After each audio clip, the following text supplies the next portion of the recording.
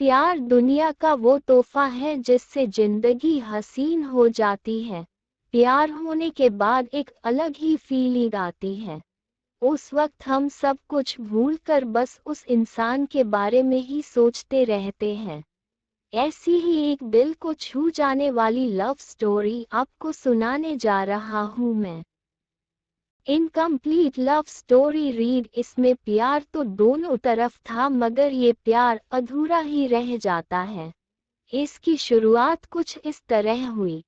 मैं और रेखा एक शादी में मिले और पहली नज़र में ही हमें मोहब्बत हो गई।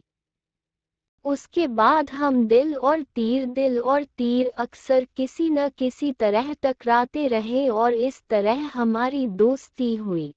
हमारी दोस्ती कब प्यार में बदल गई ये हमें पता ही नहीं चला। फिर एक दिन हमने डिसाइड किया कि ये ही हमारी जिंदगी है और इसके आगे और कुछ नहीं। A true heart touching love story read. हमने सोचा कि हमारी मोहब्बत एक दिन जरूर पूरी होगी और दुनिया के लिए एक मिसाल भी बनेगी। मगर अक्सर इंसान जो सोचता है वैसा होता नहीं। जब हमारी मुलाकात हुई तब हमने सोचा नहीं था कि हमारी दोस्ती प्यार में यूं बदल जाएगी। एक दिन मेरी मुलाकात उसकी एक करीबी सहेली से हुई। उसकी सहेली ने कहा कि रेखा तुम्हारे लिए ठीक लड़की नहीं है।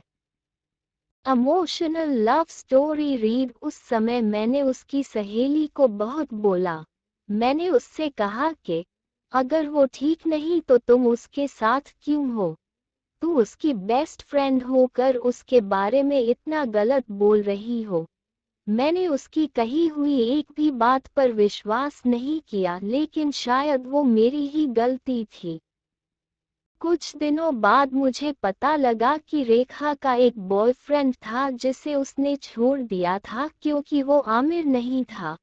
फिर मैंने रेखा की फ्रेंड की बात पर गौर किया। एक बादशाह जिसकी कई बीवियां थी। सबक आमोज वाक्या।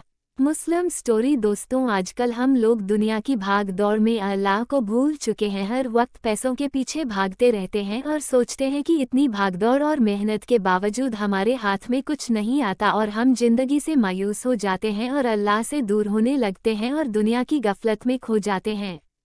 मुस्लिम स्टोरी। जबकि इंसान जब पैदा होता है तब से लेकर मरने तक अल्लाह ताला ने उसकी किस्मत की रोजी लिख दी होती है। दोस्तों, आज हम आप लोगों को ऐसी ही एक कहानी सुनाने जा रहे हैं जिसे सुनकर आप लोगों को अल्लाह की रहमत की अहमियत मालूम होगी और आप कभी भी अल्लाह की रहमत से मायूस नहीं होंगे।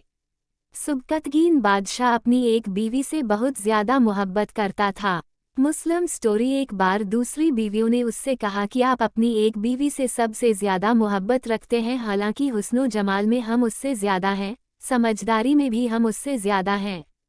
आखिर उसमें कौन सी ऐसी खास बात है जो हम में नहीं? हमें तो उसके अंदर कुछ नजर नहीं आता मगर आपकी मोहब्बत की निगाह जो उस पर उठती है वो किसी दूसरी बीवी पर नहीं उठती। आखिर क्या वजह है?